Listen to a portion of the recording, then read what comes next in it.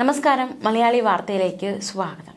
ഗവർണറും സർക്കാരും തമ്മിലുള്ള പ്രശ്നങ്ങൾക്ക് താൽക്കാലിക വിരാമം, അതായത് ഈ സർക്കാർ നടത്തുന്ന ഓണാഘോഷ പരിപാടിയിൽ പങ്കെടുക്കാം എന്ന സമ്മതം ഗവർണർ അറിയിച്ചിരിക്കുകയാണ്. നമുക്കറിയാം, മുൻ ഗവർണർ ആരിഫ് മുഹമ്മദ് ഖാൻ, അദ്ദേഹവും കേരളവും ഈ സർക്കാരും തമ്മിലുണ്ടായ പ്രശ്നങ്ങൾ, ആ പ്രശ്നങ്ങളുടെ ഫലമായി ഓണാഘോഷത്തിൽ ക്ഷണിക്കാതിരിക്കുന്നു, സർക്കാർ ക്ഷണിക്കാതിരിക്കുന്നു, ഗവർണർ തൻ്റെതായ രീതിയിൽ ഓണാഘോഷിക്കുന്നു, ക്രിസ്മസ് വിരുന്നിന് ക്ഷണിക്കാതിരിക്കുന്നു.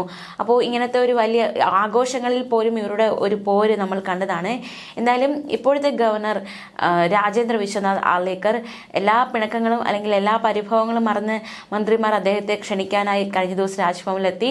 അദ്ദേഹവും സമാനമായ, അതായത് എല്ലാം മറന്ന് ഈ സർക്കാർ നടത്തുന്ന ഓണാഘോഷ പരിപാടിയിൽ പങ്കെടുക്കാം എന്ന തീരുമാനത്തിൽ ഗവർണർ എത്തിയിരിക്കുകയാണ്. സംസ്ഥാന സർക്കാരിന്റെ ഓണാഘോഷ പരിപാടികൾ ഗവർണർ രാജേന്ദ്ര വിശ്വനാഥ് ആർലേക്കർ പങ്കെടുക്കും. മന്ത്രിമാരായ വി ശിവൻകുട്ടിയും മുഹമ്മദ് റിയാസും രാജ്ഭവനിലെത്തി ഗവർണറെ ഔദ്യോഗികമായി ക്ഷണിച്ചു. സർക്കാരിന്റെ ഓണക്കോടി കൈമാറി. ഗവർണർ പരിപാടിക്ക് എത്താമെന്ന് അറിയിച്ചിട്ടുണ്ടെന്ന് മന്ത്രിമാർ പറഞ്ഞു.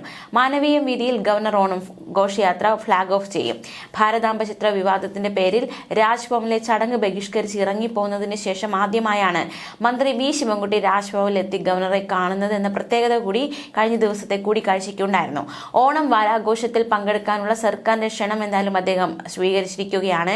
ഇടക്കാലത്ത് സർക്കാരുമായി ഉണ്ടായ അസ്വാരസ്യങ്ങൾ, പ്രശ്നങ്ങൾ, അഭിപ്രായ ഭിന്നതകൾ എല്ലാം മറന്നാണ് ഇരുകൂട്ടരും സൗഹൃദങ്ങൾ പങ്കിട്ടത്. പ്രത്യേകിച്ച് നമുക്കറിയാവുന്നതുപോലെ തന്നെ ഭാരതാംബ വിഷയവുമായി ബന്ധപ്പെട്ട് ഗവർണർ ഭാരതാംബയുടെ ചിത്രം രാജ്ഭവനിൽ പ്രതിഷ്ഠിക്കുന്നു.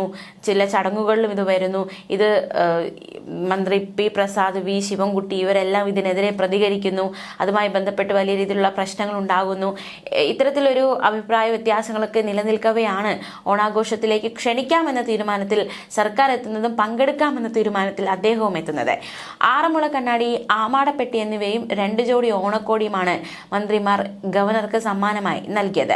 9-ാം തീയതി ഓണം വാരാഘോഷത്തിന് സമാപനം കുറിക്കുന്ന ഘോഷയാത്ര ഫ്ളാഗ് ഓഫ് ചെയ്യാനായിരുന്നു മന്ത്രിമാരുടെ ക്ഷണം. ഓണം എല്ലാവരുടേതുമല്ലേ എന്നും ഇതിൽ പങ്കെടുക്കുന്നതിൽ സന്തോഷമാണെന്നും ഗവർണർ പറഞ്ഞു. എന്തായാലും സംസ്ഥാനത്ത് ഓണാഘോഷ പരിപാടികൾക്ക് ഇന്ന് തുടക്കമാകും. വൈകുന്നേരം 6 മണിക്ക് കനകക്കുന്നിൽ മുഖ്യമന്ത്രി പിണറായി വിജയൻ ഓണാഘോഷത്തിന് ഔദ്യോഗികമായി തുടക്കം കുറിക്കും. മന്ത്രിമാർ, പ്രതിപക്ഷ നേതാവ്, MP, MLA മാർ, മേയർ തുടങ്ങിയവർ ഉദ്ഘാടന പരിപാടിയുടെ ഭാഗമാകും. സിനിമാ താരങ്ങളായ രവി മോഹൻ, ബേസിൽ ജോസഫ് എന്നിവർ ഉദ്ഘാടന ചടങ്ങിൽ മുഖ്യ അതിഥികൾ ആകും.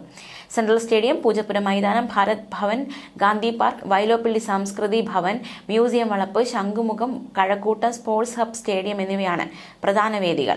നിശാഗന്ധിയിൽ 4-ന് 7 മണിക്ക് നടക്കുന്ന സംഗീത പരിപാടിക്ക് സംഗീത സംവിധായകൻ ശരത്ത് നേതൃത്വം നൽകും. 5-ന് വൈകിട്ട് 8:30-ക്ക് സുരാജ് വെഞ്ഞാറമൂട് ഒരുക്കുന്ന ലൈവ് ഷോ. 6-ന് 7-നും സിതാര കൃഷ്ണകുമാർ പാടുന്നുണ്ട്. 9-ന് വൈകിട്ട് 7-ന് ഈ വേദിയിൽ വിനീത് ശ്രീനിവാസന്റെ സംഗീത പരിപാടി ഉണ്ടാകും. കൂടാതെ മനോ, ചിന്മയി, നരേഷ് അയ്യർ, ബിജു നാരായണൻ, കല്ലറ ഗോപൻ, സുദീപ് കുമാർ, വിധു പ്രതാപ്, നജീം അർഷാദ്, രമ്യ നമ്പീശൻ, രാജേഷ് ചേർത്തല, നിത്യ മാമൻ, പുഷ്പവതി തുടങ്ങിയവരും കലാവിരുന്നൊരുക്കും. 9-ാം തീയതി വൈകുന്നേരം ഘോഷയാത്രയോടെയാണ് ഓണാഘോഷത്തിന് സമാപനമാവുക. 33 വേദികളിലായി വൈവിധ്യങ്ങളായ പരിപാടികളാണ് സംഘടിപ്പിച്ചിരിക്കുന്നത്. 5, 6, 7 തീയതികളിൽ നഗരത്തിൽ ഡ്രോൺ ഷോ ഒരുക്കും. Chandrasekhar Nair stadium, university stadium എന്നിവയ്ക്ക് മുകളിലായാണ് 15 മിനിറ്റിലേറെ നീണ്ടു നിൽക്കുന്ന ഡ്രോൺ ലൈറ്റ് ഷോ നടക്കുക. 1000-ഓളം ഡ്രോണുകളാണ് ഷോയിൽ പങ്കെടുക്കുന്നത്. ന്യൂസ് ഡെസ്ക്, മലയാളി വാർത്ത.